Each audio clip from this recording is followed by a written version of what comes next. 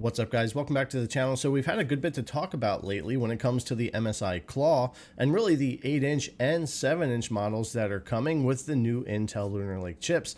So it's been pretty interesting to watch, and I've been watching for these pre-orders pretty much every 5 minutes of every day since the past few days of learning these were coming, but nothing has gone live yet. The listings are going live, but we haven't been able to order anything yet. But I want to take a look at this Videocardz article talking more about this official announcement that the MSI handhelds are supposed to be available or becoming available, and we'll take a look at those listings real quick. So let's go ahead and get into it and take a look at this Videocardz article. MSI enables Intel Lunar Lake in gaming handhelds. Much anticipated gaming systems are now available. And yeah, we do have two coming here with the 8-inch and the 7-inch. The 7-inch is basically the exact same chassis, buttons, screen, everything of the original MSI Claw, but switching out to these newer chipsets, which should make a huge difference compared to what I considered a fairly disappointing first run for the MSI Claw. The Claw AI Plus series is now official. MSI announced both gaming consoles today, and according to the announcement, they should now be available. MSI has clarified some specs, which we'll quickly go through. The Claw AI Plus is a new system first announced at Computex in June. Yeah, we originally thought this was going to come out by like October, November this year, but that wasn't the case. This system was among the first devices featuring Intel Lunar Lake to be showcased publicly, and as a result, it received a lot of attention. Intel's Core Ultra 200V series, known as Lunar Lake, has shown strength in laptop reviews, and based on graphics tests, it should also be very competitive with AMD's latest Strix Point series, featuring RDNA 3.5 architecture. Now that will be very interesting if it is indeed able to compete on that level rather than only catching up to what we currently have in the Z1s or the Z1 Extremes, right? So that'll be pretty interesting, and I'm really looking forward to doing those comparisons and testing here. Now they've got some affiliate links up here for these. I've been checking all of these different links to see where we can get this. We'll go take a look at those here in just a minute. Let's finish up here. Both the Claw 8 AI Plus and the updated model called the Claw 7 AI Plus use the same Core Ultra 7 258V CPU with 4 plus 4 CPU cores, Lion Cove and Skymont.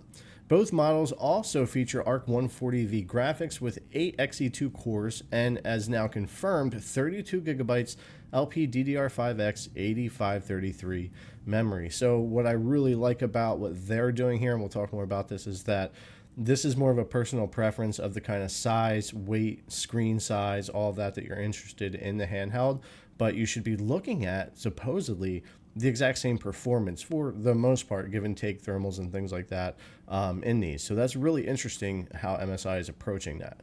There are some marketing materials that mention a Core Ultra 7 256V SKU, which would enable 16 gigabytes of RAM, but MSI specs do not list the variant yet. Perhaps it will be limited to certain regions, or it may not be planned initially and could be offered once the original Claw 7, the original Claw stock were to run out. And that would be interesting. I'm personally not really interested in a lower powered 16 gig model.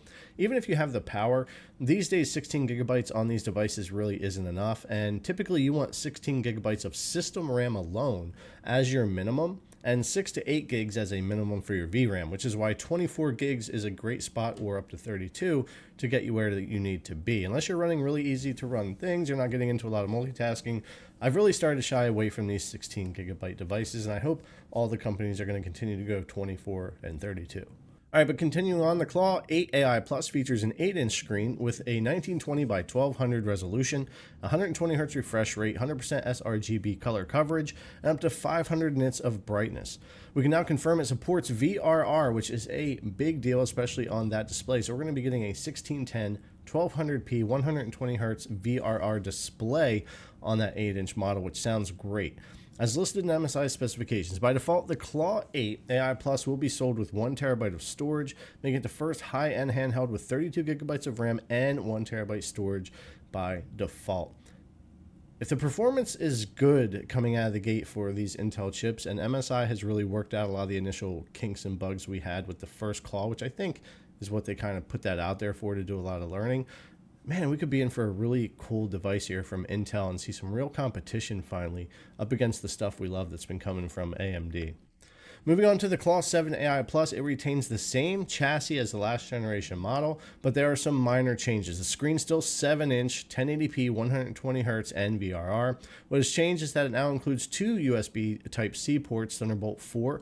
However, there's also a downgrade. The official specs no longer mention Wi-Fi 7, but instead Wi-Fi 6E. This is an interesting choice given the system is now listed at a higher price, and I'm not sure what's up with that. I'm sure they had to make some changes. They had to change the board for the chipset most likely and all of that, but all in all, I think for most people that's still going to work out fine. But yeah, it is technically a downgrade. But other than that, with the port change here and stuff, you're basically looking, at a slightly refreshed, basically the same idea for the chassis and model as the original, but getting all that same hardware of the 8-inch. So you don't have to worry about performance downgrades like we're talking about with the Z2 to the Z2 Extreme with Lenovo, which we can talk more about here in a little bit. But finishing out this article, the Claw 8 AI Plus is now listed at $899 at all retailers we checked. Since there is only one configuration available, it is safe to assume that the new handheld costs $100 to $200 more than its predecessor.